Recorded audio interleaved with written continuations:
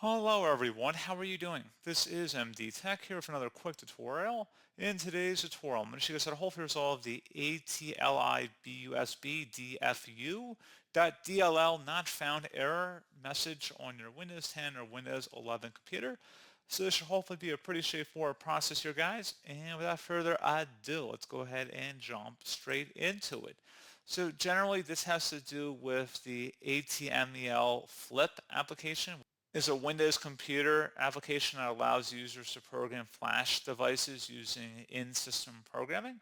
And it's a USB bootloader, basically. So this should hopefully be a pretty straightforward process. And without further ado, let's go ahead and jump right into it. I would suggest starting by opening up the search menu. Type in settings. Best result should come back with settings. Open that up. Select apps on the left panel. And then on the right side underneath apps, select installed apps. Search for Flip in here, so F-L-I-P. Again, you would find it because it would be installed on your computer if you were coming across this message.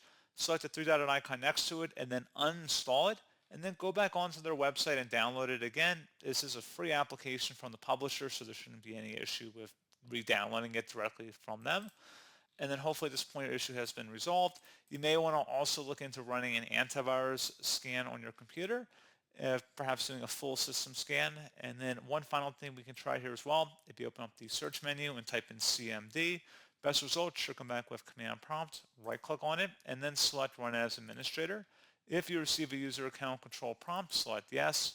Now you want to type in SFC followed by a space /scan now. Scan now should all be one word attached to that / out front. Hit enter on your keyboard to begin the system scan. This will take some time to run, so please be patient.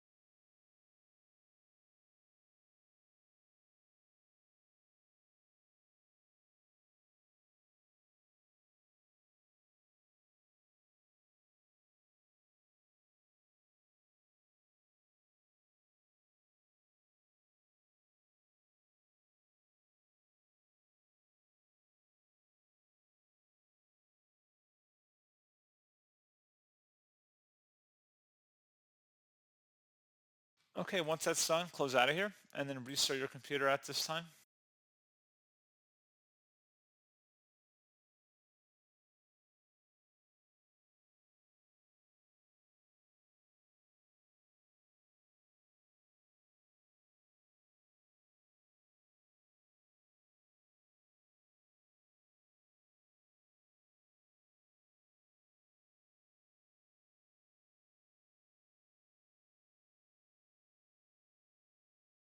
And there you go, guys. Hopefully this pointer issue has been resolved. And as always, thank you for watching. I do hope I was able to help you out, and I do look forward to catching you all in the next tutorial.